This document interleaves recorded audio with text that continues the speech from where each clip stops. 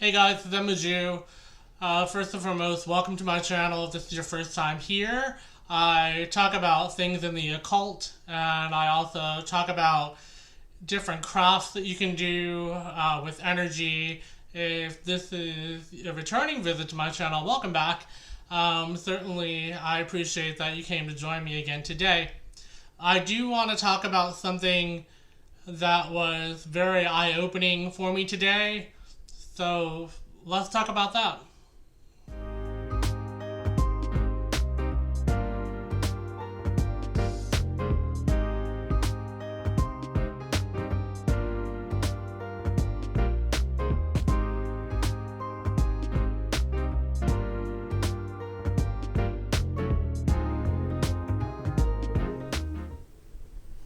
Okay, again, I wanted to talk about something today that was very eye opening.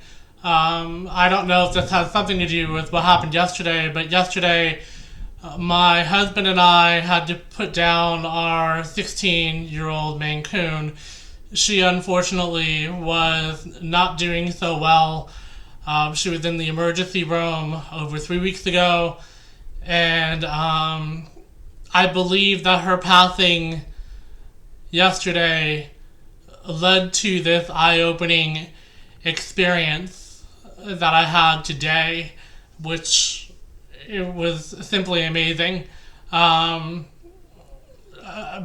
again, we'll never forget Chelsea. We love her. We always will. She'll always be with us, and I'm sure she's going to guide us in spirit the way that she has when she was on our lives every day. Anyway, I had this awakening today where I realized that my spiritual path, my magical path, and everything in between didn't fit the person that I was. I was kind of flabbergasted at first, and then the more that I took on the idea, the more positive energy I was getting. So I wanted to share that with you because I know the occult, witchcraft, witches, paganism, it's an umbrella term, and we're all aware of that. But for me, I never could identify fully as being a witch. I just couldn't do it. It's something that I looked at it and I put the label on myself and I really wanted it and I was working towards it. I read all these books, and mind you, the books were very, very informative, very educational. But then I realized that I was still a Buddhist at heart. Now, mind you, when I was growing up, I grew up Catholic, as I mentioned before in another video.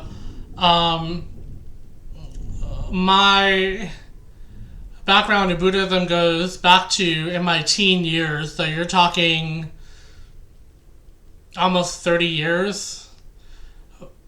And of course, everybody, or you all know from other videos, that I was taught the tarot at a very early age of 14 by my grandmother. So that started my whole process and magical path in divination. Now, what most people don't know, and I never shared this before, is, and I never said this out loud, but the minute I did to myself, it made sense. I am psychic. I do have feelings of what's going to happen. I do see things of what's going to happen. Even though I have a 70% hearing loss, I hear things up here of people, things, situations, so on and so forth. And please don't mind the thunderstorm, it just started. But with that being said, I never acknowledged it. I never fully understood it because it was so natural. But at the same token, it was very interesting to say it out loud, to hear myself actually say those words. So from a small child, I've had experiences. Some other people also may have had experiences when they were younger, but mine just kept growing and growing and growing. So now at the ripe age that I'm at, which I'm not about to tell you what age I am, I've accepted it. And I've accepted that I am a occult spiritual practitioner of the New Age. That doesn't mean that I don't do magic workings. It means, to me, I only do workings to thank people, to thank the universe. I did one for Chelsea today, which was to thank her for being in our lives. It was a candle working, and you may have seen that on Instagram. But it was amazing to have that feeling, and it felt exactly right. So, as of today, I am no longer classifying myself as a witch. Although I do have magical practices, I do read the tarot, as you're well aware of. I offer tarot services on my website. I am a Buddhist at heart. I am. I care for the planet. I care for my plants. I care for the earth. I care for people. I care about their situations. I care about what affects them. I care about what I do that affects them. So I'm also an empath because I can have such deep feelings just come from other people, and I have to identify whether it's my own or if it's someone else's.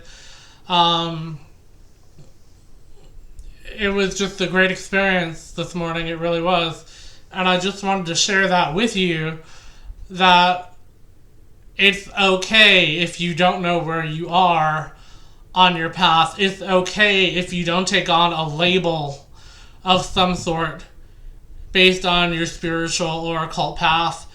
It's okay if you are Catholic and a practicing witch. It's okay if you're whatever you want to be, or whatever you feel on the inside is what matters the most. One thing that I'm really big on is progress. And I think I mentioned this before, but I love progress. I love how things can change. I love how the thought process changes within people, and they have new opinions about things. They gather information from younger people today, which is just as important as hearing out people of my age or anywhere in between.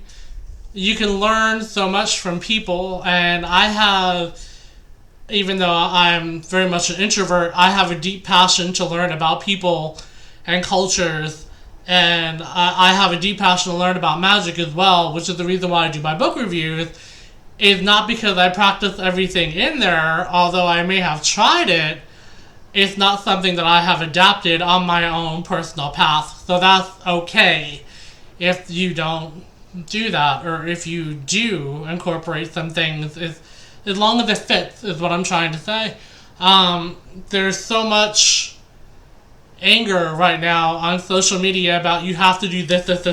You have to follow a tradition to the T. You have to follow everything to be done during the right phase of the moon, the right time of the day, wear the right color with the right herbs, so on and so forth. It really doesn't matter. For me, my magic comes from within. I could think of something that should happen or will happen or does happen, or I wish for someone to have a positive outcome of something that they feel very negative about or they're unsure of. Most stuff that I just simply think of comes. It comes forth. And I'm not saying it happens every single time, but deep down inside of me, I believe that's what happens, because more than once it's happened to me, and it's happened through me to other people. Again, I do not do hexings. I can't wrap my whole head around the idea of hexing someone. Why would you damage someone, or why would you cause harm to someone even if they've done something to you? It's not to me a kosher concept. It's negative manipulation. It's something that shouldn't happen as far as I'm concerned. And again, however you feel, whatever you do you. That's fine. And I'm not here to judge you in any way, shape, or form, and nobody else should either. But there's a time, and I think the time is now, where the umbrella of the different communities, the different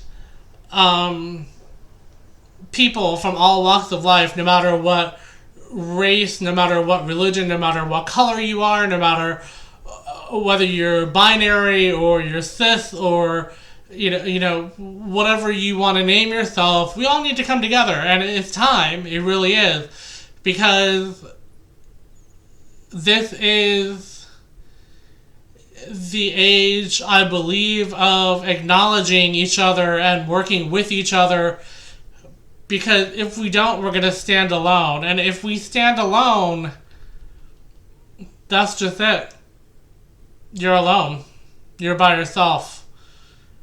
And even though we may not like to have a crutch on other people, it's always nice to collaborate with others and hear their opinion, hear their voice, and hear what they have to say. But this was my whole awakening that I had today, and I feel really good. I really, really do. And I hope that you can share this feeling with me right now, or tomorrow, or in an hour, or go take a shower, go take a bath, cleanse yourself with herbs, with salts, with whatever you want to. Become a clean slate of yourself and adapt and change accordingly, especially for yourself and in favor of others. That's it for today. Thank you so much for watching. Take care.